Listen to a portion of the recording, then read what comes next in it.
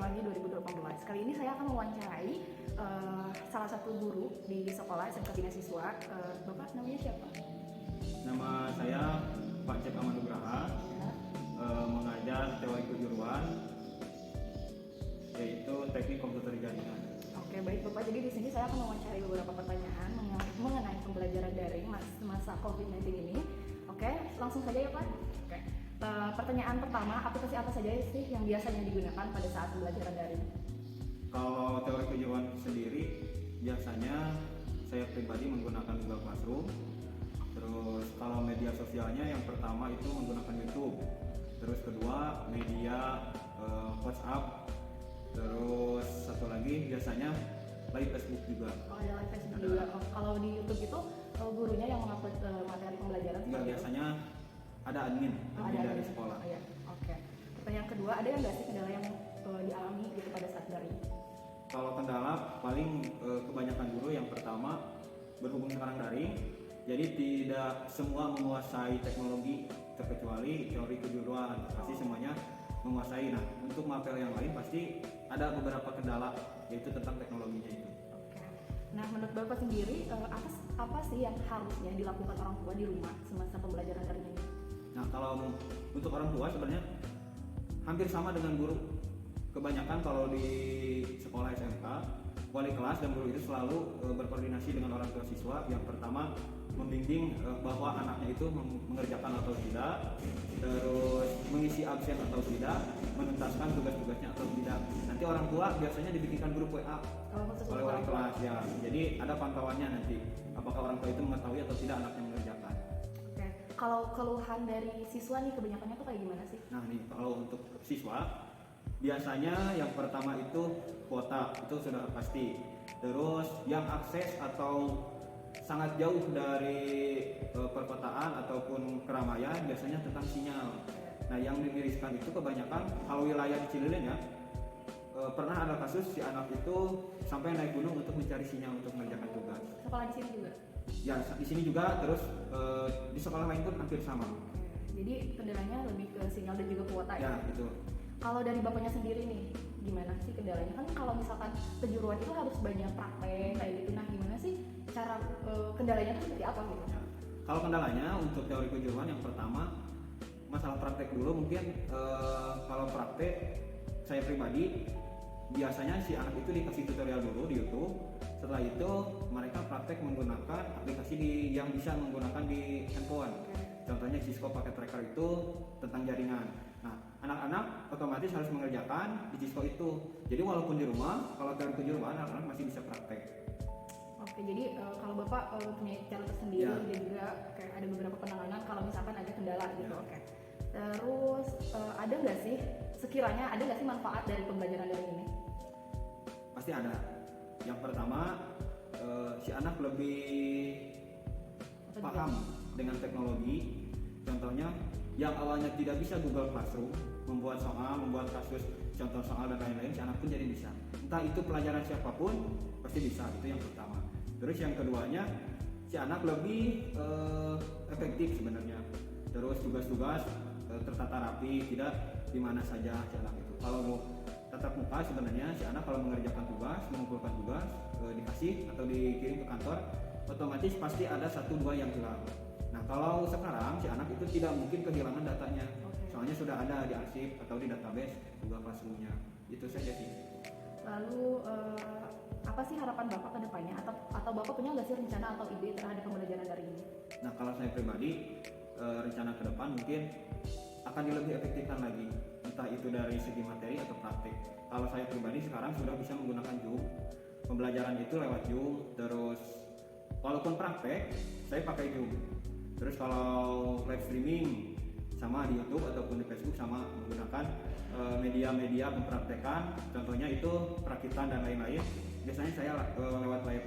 Terus si anak itu cukup menyimak saja dan nanti ketika ada praktek khusus mereka wajib harus bisa gitu. Nah kalau untuk masalah praktek, apakah anak-anak ada nggak sih datang ke sekolah atau cuma di rumah aja gitu? Kalau untuk praktek ada, cuman dibatasi itu sesuai protokol kesehatan. Kalau misalkan di satu kelas itu 30, berarti yang diambil hanya setengahnya. Berarti 15 orang bisa praktek dengan ya per hari.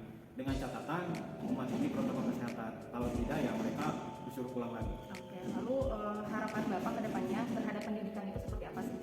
Kalau harapan saya mungkin ke depannya itu mudah-mudahan ke depannya lebih diterapkan lagi lah tatap muka dan lain-lain. Mudah-mudahan cepat selesai pandemi ini karena sebentar lagi Indonesia itu ulang tahun. Kapan kita sembuhnya, kapan negara kita itu sembuhnya, pendidikan harus diselamatkan dari sekarang. Karena sekarang pendidikan itu lebih penting ya Pak, karena kalau di rumah itu kayak kurang efektif dan juga anak-anak mungkin kadang ada yang menyimak atau enggak gitu. Kalau misalkan di sekolah kan lebih menyimak gitu anak-anak. Sudah, Bapak terima kasih sudah mau diwawancara sama saya. Semoga kedepannya juga Bapak ngajarnya lebih lancar lagi, Bapaknya juga sehat-sehat terus cepat belajar tatap mukanya. Terima kasih.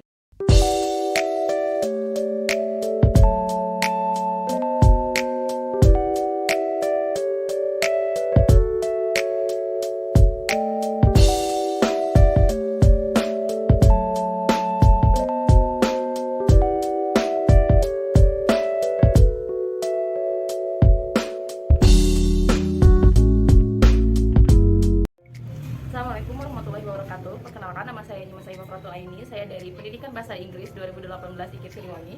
Sekarang saya sedang akan mewawancarai KN siklus kedua dengan salah seorang guru di salah satu SD. Boleh Ibu perkenalkan namanya? Nama saya Siti Rafika, saya mengajar di SD Negeri Utara, tepatnya Turut kelas 1, Salam Tenang.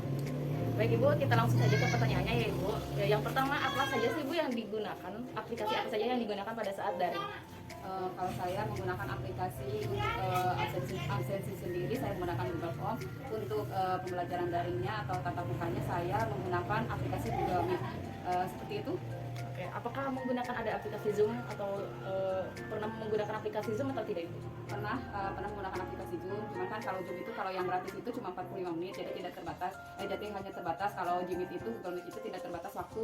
Jadi saya menggunakan lebih baik menggunakan Google Meet, jadi tidak dikejar-kejar oleh waktu. Oke, baik Ibu. Oke, yang kedua, kendala apa saja sih yang dialami pada saat pembelajaran daring?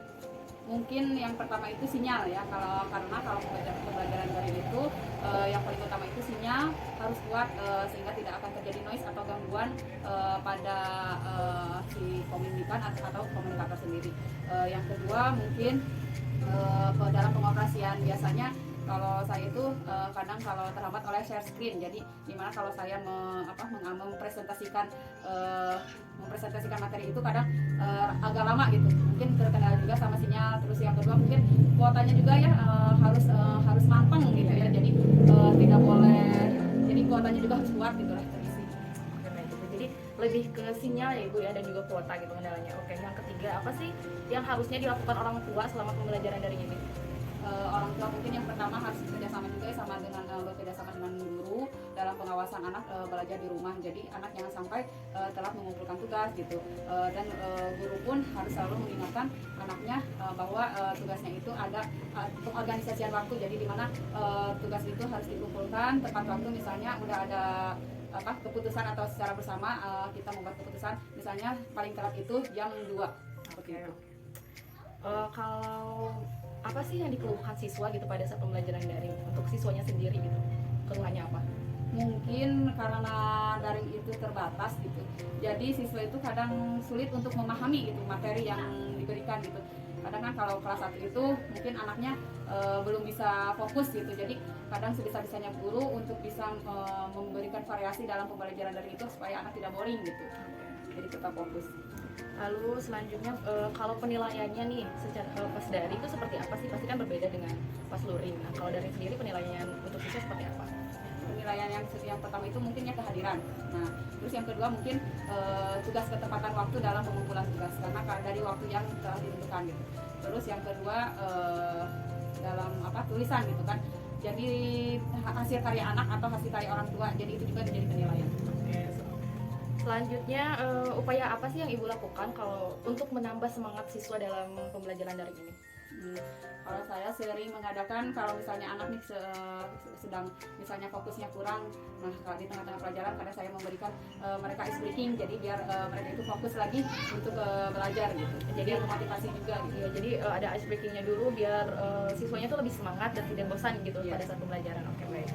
Selanjutnya, ada nggak sih manfaat bagi guru, siswa, ataupun orang tua dalam pembelajaran daring ini? Kalau manfaat bagi guru sendiri, mungkin guru tertantang oleh harus banyak lagi belajar dalam teknologi, jadi harus mengenal teknologi informasi, jadi harus lebih terampil lagi. Kalau untuk siswa juga sama, mungkin siswa tidak hanya terpaku pada catatan buku tulis saja, tapi mereka juga bisa membrowsing dari internet gitu, jadi mengenalkan mereka ke alat teknologi masa kini gitu. Terus bagi orang tua juga sama, jadi pembelajaran tidak hanya yang menggunakan paradigma lama, tapi kita menuju ke paradigma yang baru gitu, yang dimana kita itu membutuhkan kecakapan abad 21 ini yang pakai itu, jadi kita harus jadi intinya mah teknologi informasinya harus ditingkatkan gitu. Oke, jadi lebih ke teknologi gitu manfaatnya, jadi orang tua dan guru pun tahu gitu, oh ternyata ada teknologi seperti ini. Ya, jadi tidak hanya belajar di dalam kelas saja gitu, ternyata di luar di maya juga bisa gitu melakukan pembelajaran seperti itu. Oke, selanjutnya apa sih kekhawatiran ibu terhadap pembelajaran daring ini gitu? Mungkin kekhawatiran kami itu dari sikap anak ya, sikap anak, karena selama pembelajaran daring semua yang telah kami laksanakan 1 tahun ke belakang itu sikap dan sifat anak itu secara ini mempengaruhi. Jadi karena tidak ada pengawasan dari guru juga kan kurang, jadi siswa itu dilihat nilai kesopanannya itu berkurang gitu. Kalau misalnya bertemu dengan guru pun mereka cuek gitu, karena mereka berpikir kan hanya belajarnya di dalam dunia maya, jadi ketika bertemu mereka jarang saling menyapa sama guru.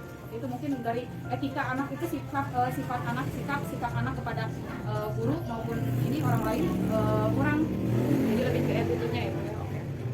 Selanjutnya apakah kedepannya ibu punya nggak sih ide atau misalkan rencana terhadap pembelajaran daring itu, inginnya seperti apa? Sebenarnya sih kami dari pihak sekolah sudah merencanakan ini karena kami itu menggunakan kurikulum baru untuk kelas 1 dan kelas 4, yang dimana untuk kelas 1 dan kelas 4 itu dituntut untuk mengerti dan mahir IT gitu. Jadi kami inginkan yang kedepannya itu tidak hanya guru saja, jadi anak mendapatkan pelatihan tentang bagaimana cara menggunakan IT yang benar dan cepat gitu. Oh, jadi ingin mengajarkan tentang IT atau teknologi ke siswa-siswanya gitu. Oke. Terakhir, apa sih harapan ibu kedepannya terhadap pendidikan? Apa ya? Ya mungkin harapan saya mungkin anak di masa yang sekarang ini mempunyai karakter profil pelajar Pancasila, di mana karakter ini mencakup 6 dimensi, yang mana yang pertama itu anak anak bertakwa dan berakhlak mulia. Yang kedua, anak bisa mempunyai sifat kebinekaan global. Yang ketiga, anak mempunyai sikap gotong royong. Terus yang keempat, anak bersikap mandiri. Yang kelima, bernalar kritis. Dan yang keenam itu apa ya? Ya pokoknya itu ya. Seperti itu, jadi mempunyai kecakapan hidup profil pelajar Pancasila. Terus yang kedua, di mana anak itu pendidikan itu harus memerdekakan anak gitu. Jadi anak itu jangan terlalu ditekan harus mencapai KD ini atau indikator ini, tapi sekarang tidak. Jadi anak harus kita juga sebagai guru harus mengetahui karakteristik siswa, bagaimana siswa tersebut gaya belajarnya, terus keinginan belajarnya seperti apa. Jadi itu mungkin harapan kami, jadi bisa mengidentifikasi berbagai karakteristik siswa dalam pembelajaran, serta siswa dapat mempunyai kecakapan profil pelajar Pancasila. Baik Ibu, terima kasih sudah mau diwawancara ini sama saya. Maaf banget mengganggu waktunya. Terima kasih. Assalamualaikum. Waalaikumsalam.